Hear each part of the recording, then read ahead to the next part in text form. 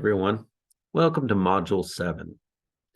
Earlier in the semester, I talked about the relatively slow pacing we have in the class for actually writing the essays, and I commented that this was intentional. Moving into a project methodically promotes better results. However, we are now at the point where time has marched on, and it is time to produce the finished versions of the essays we've been building for the last month and a half. As I've done before, I'm going to recommend that you reference our online textbook for guidance. This week's readings are good for pointing you in the right direction on revision. I'll go further and recommend that you review previous readings from the textbook talking about how to connect to audience, how to build effective paragraphs, how to emphasize your thesis, and how to work with supporting sources. Each of the exercises you performed over the last 6 modules has helped you produce material that will be valuable for completing your essays. However, it will not simply do to compile that material in a document and submit it. When I grade this project, I'll be looking for 2 well-structured essays that address the same topic using the same source. But each essay should read very differently because they will each be pointed to a unique audience. Because of the audience shift, it is likely, I will say, it is more than likely, that the entire purpose of the writing in each will differ. And as I stressed at the beginning of the class, purpose rules everything in writing. Now, I also need to stress the idea of structure as well. We worked on building introductions to get started, but structure has been less stressed than it might have been. So I'll expect to see each essay begin with an introduction that firmly establishes the topic, walks through the ideas that will support your view, and ends with a clear, well-developed thesis. The body of the paper should consist of purposefully constructed paragraphs that highlight proving your thesis.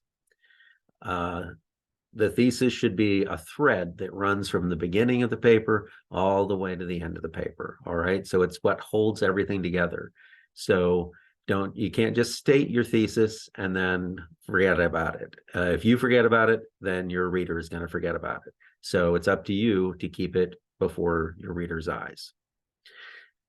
Start each paragraph with a declarative topic sentence that sets the tone and subject for the paragraph. Incorporate direct support from your source in each paragraph. Close each paragraph with some analysis, and that's just you talking on the subject, talking about what the evidence from your source says, but you're putting it into your words now, and you're saying how that links the idea of the paragraph to the larger purpose of the paper, which is the thesis. Now you're gonna close the paper with a conclusion that stresses what the paper has been about, what it has accomplished. You're going to start the conclusion by revisiting the thesis, walk the reader through key points that have proven the thesis, touch on some exact data from your source to remind the reader you're not just making stuff up, that this is, you're using support, that it's not just you. And then you're going to close the conclusion by turning to larger issues, showing why the whole essay matters, why you should be listened to by your reader. All right. And that you want to close with doing that so that as the reader leaves off, they take what they've learned with them. All right. That they feel like their time has been well spent because you've just told them why they need to know what you've been talking about. All right.